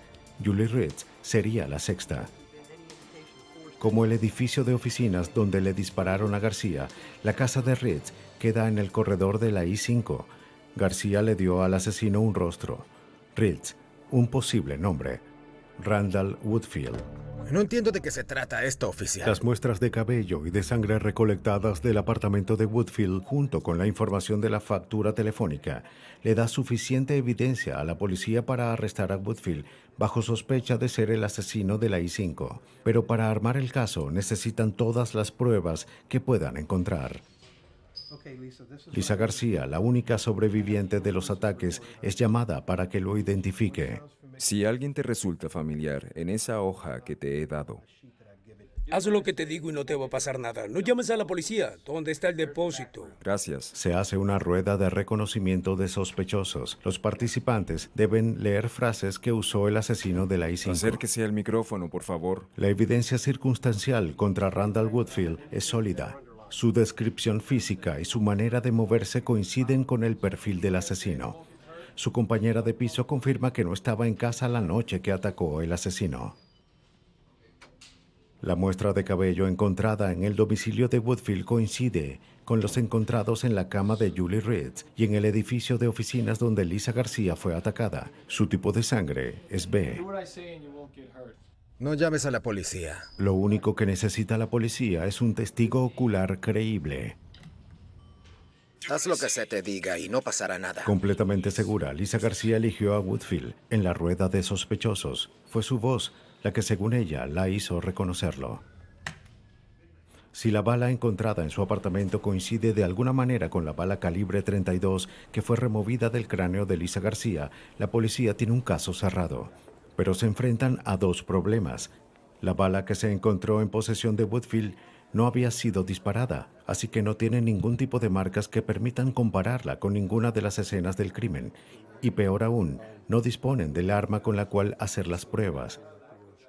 Las pruebas de balística tradicionales serían inútiles. En su lugar, los investigadores van a tener que comparar las balas átomo por átomo. En el Centro de Radiación de la Universidad de Oregon, el analista Michael Conradi usa el poder nuclear para poner a los criminales tras las rejas. Nos contactaron y nos hablaron de la evidencia que tenían. Se preguntaban qué podíamos hacer para ayudarlos. Les dijimos que la situación era ideal para usar el análisis por activación. Conradi recibe 4 fragmentos de bala que se cree son de crímenes cometidos por el asesino de la I-5. También le entregan la bala encontrada en el bolso de gimnasia de Woodfield. Su trabajo es descubrir si coinciden. Los fabricantes producen las balas por lote. Cada tanque de plomo contiene diversas cantidades de elementos como plata, cobre, estaño, antimonio y arsénico. Un proceso llamado análisis por activación de neutrones permite a los científicos comparar los niveles mínimos de estos elementos y así identificar las balas que fueron producidas en el mismo lote. Conradi corta una muestra de la bala, la aplana y la limpia con ácido nítrico para remover contaminantes.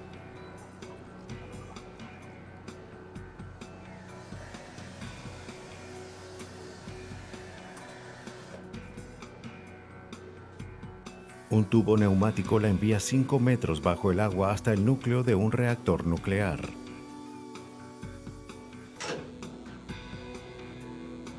En el núcleo, la muestra es bombardeada por partículas subatómicas llamadas neutrones.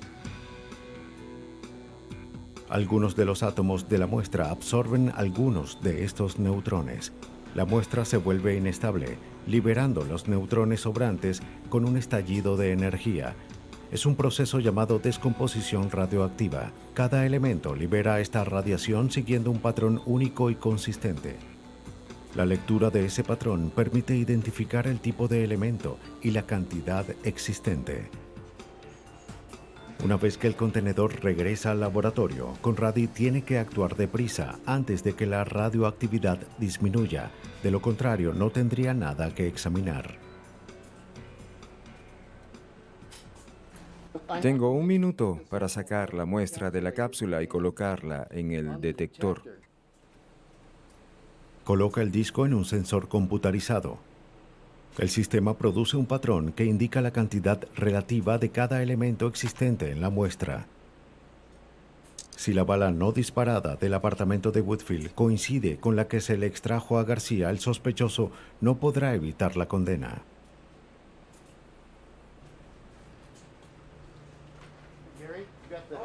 Las muestras dan como resultado un patrón idéntico. El análisis de activación por neutrones demuestra que los fragmentos de bala de la escena del crimen y la recuperada en el apartamento de Woodfield provienen del mismo lote.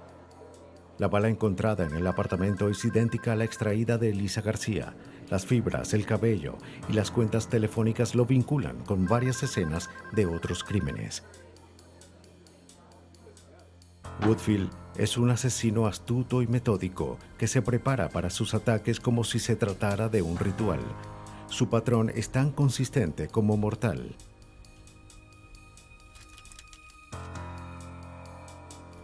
Su fórmula para atacar víctimas al azar lo hacía parecer indetenible.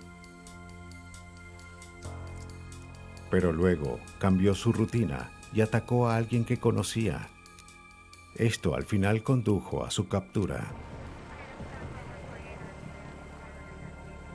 Basados en la evidencia, los investigadores reconstruyen las últimas horas de vida de Julie Ritz. El señor Woodfield llegó a su casa alrededor de las 3 de la madrugada. Había estado bebiendo. Hola, Julie. Hola. ¿Qué tal? ¿Cómo estás? Le preguntó si podía compartir un rato con ella. Aparentemente, Julie aceptó. Tomaron un par de copas de vino. Ella estaba preparando café.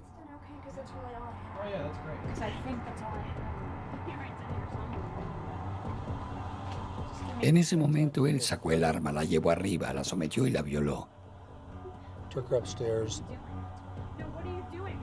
La cama estaba totalmente destrozada. Mientras bajaba las escaleras, le disparó 2 veces detrás de la cabeza. Armados con un imponente caso basado en pruebas forenses, los fiscales lograron probar que Randall Woodfield era el asesino de la I-5. Se le encontró culpable de asesinato, intento de asesinato y 2 cargos por violación. Actualmente cumple cadena perpetua más otra condena de 165 años en la prisión estatal de Oregon. Los motivos de un asesino están más allá del alcance del investigador forense. Los detectives deben sentirse satisfechos con saber cómo, cuándo y quién cometió el crimen.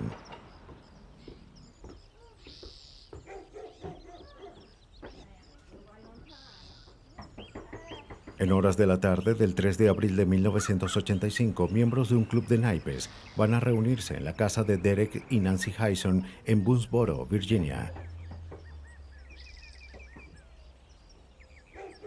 Aun cuando los vehículos de ambos están parados en la entrada, ni Derek, de 72 años, ni su esposa acuden a abrir la puerta.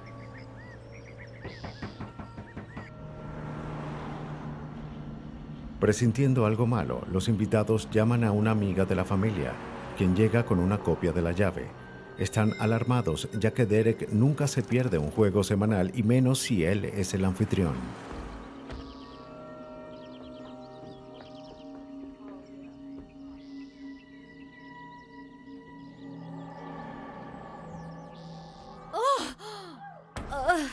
¡Dios! Dentro de la casa, investigadores del Departamento del Alguacil del Condado de Bedford se encuentran con una escena espantosa.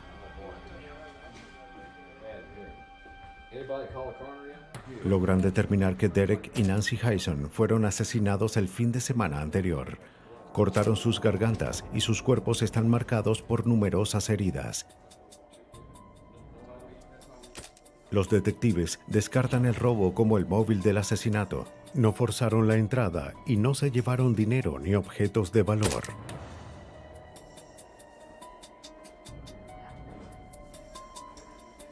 Todo el piso está manchado de sangre. Debido a los extraños patrones de las manchas, los investigadores se preguntan si se trata de un asesinato ritual. El experto forense Steve Rush es uno de los primeros en llegar a la escena. Todo el piso estaba manchado de sangre. Eso me llamó la atención, ya que es muy poco usual que alguien, como lo creí en ese momento, juegue con la sangre. Mientras revisan el lugar en busca de evidencias, los investigadores se dan cuenta de que los extraños círculos en realidad los hizo el asesino para tratar de cubrir sus huellas, y temen que quizás haya logrado salirse con la suya. Por lo general, una escena del crimen tan desastrosa tiende a suministrar muchas pistas, pero la escena del crimen en la casa de los Hyson en Virginia no es el resultado de un asesino descuidado. Cuando el asesino se dio cuenta de que estaba dejando huellas, se quitó los zapatos y cubrió las marcas. Solo quedó una huella, y el piso de roble donde apareció se envió al laboratorio para ser analizado. En la División de Ciencias Forenses de Virginia, el Dr. Robert Hallett utiliza las huellas para detener a los criminales. Trabaja con fotos en tamaño real para evitar que las huellas originales resulten dañadas. Usando el patrón de los tejidos, puede determinar que la huella en la casa de los Hyson proviene de un pie con calcetín. Un pie descalzo haría su trabajo mucho más sencillo, ya que al igual que las manos, los pies tienen pequeñas marcas llamadas crestas de fricción. Un experto se vale de estas crestas para vincular con exactitud la huella de un pie con determinada persona. Pueden ser utilizadas para identificar positivamente a cualquier persona y poder asegurar que la impresión de un pie pertenece a alguien en particular. Sin embargo, en este caso no es posible. Hallett tiene que basar su análisis solamente en la anatomía del pie, aun cuando la fotografía obtenida en la casa de los Hyson indica que el sospechoso arrastraba los pies. Hallett está contento con la evidencia. La impresión está completa. Tengo el talón y el arco, el metatarso o bola de pie y tengo 5 dedos que se distinguen muy bien. Considero que es una excelente fotografía con la cual trabajar. Pero hasta que Hallett no tenga nada contra la cual compararla, la fotografía del calcetín ensangrentada es inútil. Va a tener que esperar a que aparezca un sospechoso. A pesar de la falta de evidencia firme, el investigador principal, teniente Ricky Gardner, ya se está formando una idea del asesino. Es obvio desde el principio que la persona que cometió los asesinatos estaba molesta, tanto con el señor como con la señora Hyson. Aparentemente los Hyson conocían al agresor e incluso comieron juntos. En 2 lugares de la mesa se encontraron restos de comida y vino. Pero fueron 3 y no 2. Las sillas que fueron empujadas abruptamente de la mesa. Los Hyson fueron asesinados por alguien a quien no temían, pero al que debían temer. El equipo de Gardner busca cualquier tipo de pista, por más pequeña que sea, algún indicio del asesino. Tratan de obtener alguna huella dactilar latente, sellando la casa y bombeando vapores con un tipo especial de pegamento. Transcurren varias horas mientras analizan con mucho detalle una casa llena de huellas dactilares. Sin embargo, de las miles que recogen de todas las superficies, ninguna de ellas resulta sospechosa. El asesino no dejó huellas dactilares, así que los investigadores van a buscar sangre. Esperan rastrear los movimientos del asesino, siguiendo el sangriento sendero que dejó. Para descubrir rastros imperceptibles, el equipo forense utiliza luminol. Este químico se combina con la sangre, incluso con gotas invisibles al ojo humano. Al apagar la luz y utilizando una fuente de luz provista de un filtro especial, la sangre mezclada con luminol brilla. El luminol ayudó a determinar que una persona salió de la casa, fue hacia la calle y aparentemente abordó un vehículo. Tomamos muestras y fotografías, comprobando que todo contenía sangre. La sangre de las víctimas rastreada en los calcetines del asesino revela solo un conjunto de huellas. Dentro de la casa, la búsqueda se intensifica a la espera de descubrir otras pistas que pueda haber en la sangre. Una vez más, revisan cada rincón de la casa en busca de otras pistas que revelen los movimientos del asesino. El luminol aplicado en partes de la casa no le suministró información distinta a la que tenían. Sin embargo, en el baño, el químico reveló una sola gota separada del resto. El asesino no logró eliminarla por completo. Los detectives suponen que proviene de una herida del mismo asesino. Las pruebas demuestran que la gota contiene sangre tipo O. No pertenece a Derek, pues el suyo es tipo A, ni a Nancy, que es tipo AB. Si el asesino hubiese sangrado en cualquier otro lugar de la casa, su sangre mezclada con la de los Hyson no podría ser identificada. El cuidadoso asesino había dejado un rastro muy vago, pero ninguna pista sobre sus motivos. Los investigadores entrevistan a los familiares y amigos, preguntando a todos su paradero el fin de semana del asesinato y revisando todas las historias. Ninguno resultó sospechoso. Esperaban obtener alguna información de Elizabeth, la hija de los Hyson, ya que se había mudado recientemente de la casa. Estudia su primer año en la Universidad de Virginia. Elizabeth es una joven muy brillante, educada en internados en Suiza e Inglaterra. Describe a sus padres como personas cálidas y amorosas, y no puede imaginar quién querría asesinarlos. Elizabeth afirma que ella y su novio estaban en Washington, D.C. al momento de los asesinatos. Les relata lo que hicieron ese fin de semana. Para comprobar su coartada, Garner obtiene los recibos del hotel y del alquiler de un automóvil. Pero los documentos generan dudas. El recibo del alquiler del automóvil muestra que viajaron 1.076 kilómetros, pero el viaje de ida y vuelta de Charlottesville a Washington es solo de 386 kilómetros. Fui a Charlottesville a hablar con Elizabeth. Le dije que habíamos descubierto este hecho. Dijo que habían viajado mucho y que se habían extraviado en varias ocasiones. Contesté que tenían que haberse extraviado en muchos lugares para recorrer tantos kilómetros. Es inconcebible que recorrieran 690 kilómetros adicionales tan solo conduciendo en la ciudad durante 2 días, a menos que agregaran a la ecuación un viaje a Boonesboro.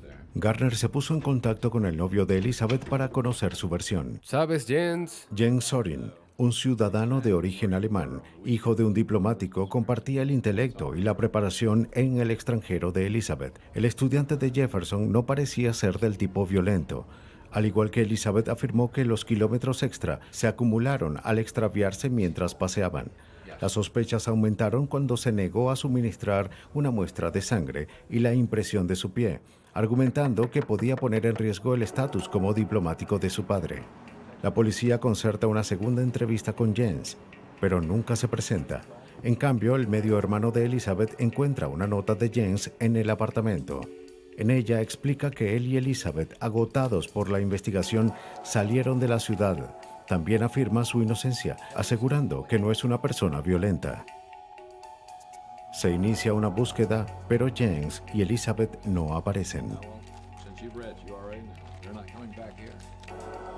Varios días después, localizan el automóvil de Jens a 547 kilómetros de distancia en el aeropuerto de Newark. Los detectives creen que la pareja huyó a Europa.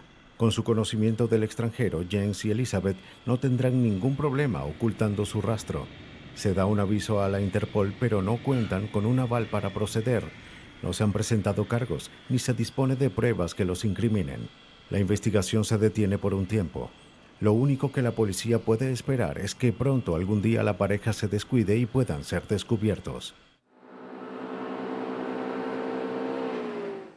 Transcurren 7 meses. Los principales sospechosos se ocultaban en Europa. Luego, en mayo de 1986, un detective británico revisa el apartamento de una joven pareja arrestada por fraude con cheques.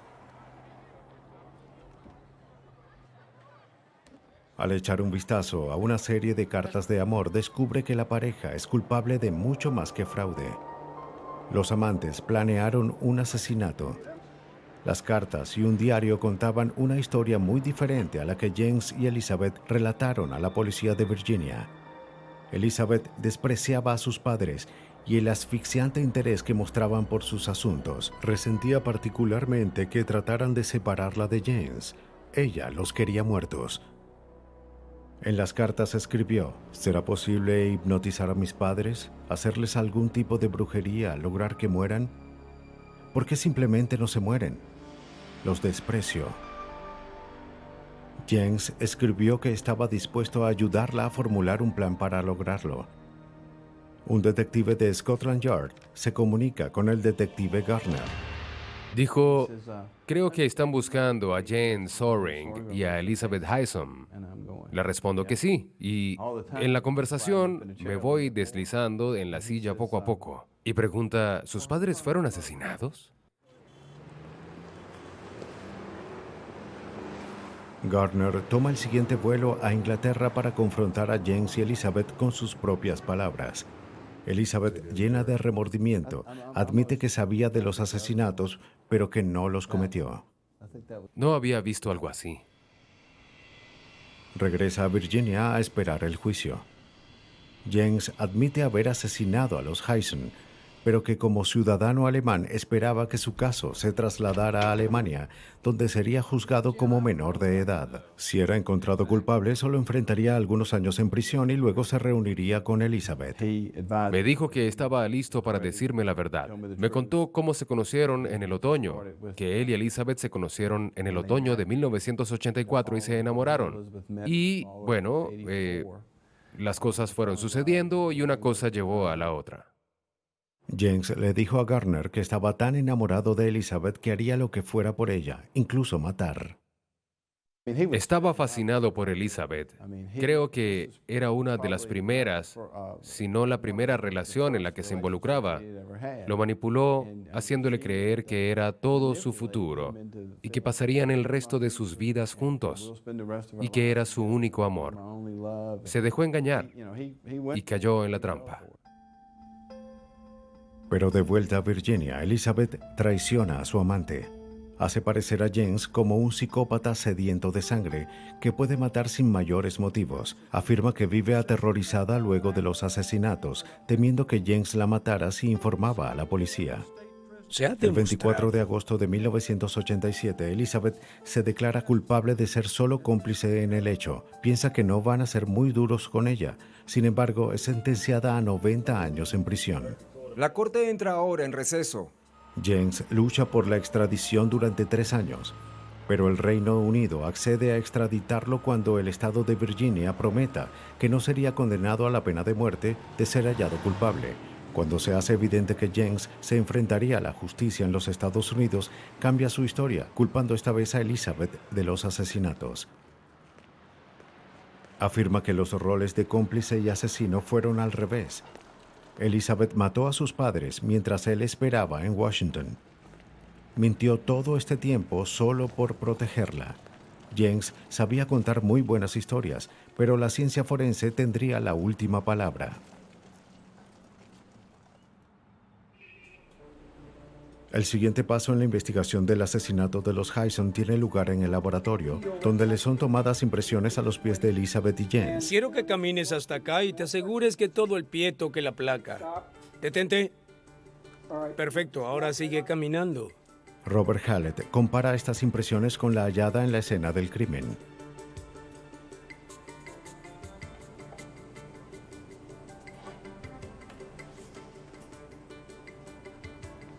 Se hacen transparencias a partir de las huellas. Hallett dibuja líneas paralelas en cada imagen para poder compararlas. Un detalle se distingue en la huella dejada en la escena del crimen.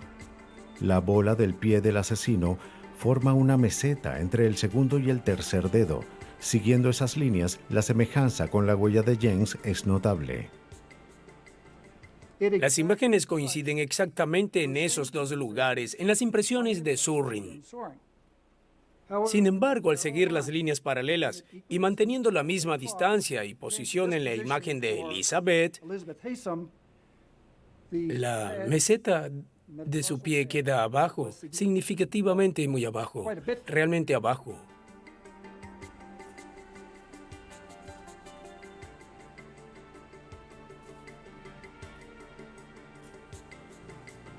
Esta es la huella que estamos examinando para determinar a quién pertenece. Voy a superponerle la transparencia de la huella del pie derecho de Jens Sorin. El emplazamiento de los dedos, la meseta del metatarso y la base del pie, el arco y el talón concuerdan exactamente con la huella. Aquí no hay diferencias. En opinión de Hallett, Jens Sorin fue quien dejó la huella en el lugar.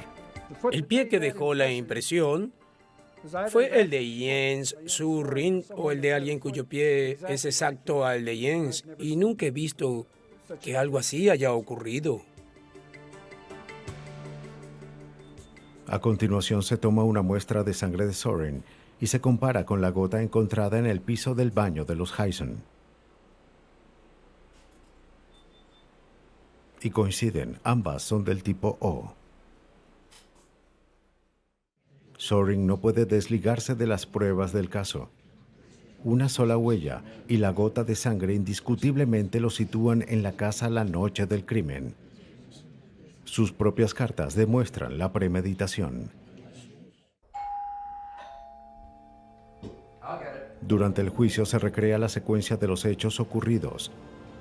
Jens y Elizabeth se conocen en la universidad, pero los Hyson no creían que Jens fuera lo suficientemente bueno para su hija. Habían amenazado con usar sus influencias para hacerlo expulsar de la universidad. Determinados a estar juntos, Jens afirma que él y Elizabeth idearon un plan. Mientras ella creaba una coartada en Washington, Jens manejó hasta Boonesboro para matar a sus padres. Ellos lo invitaron a pasar.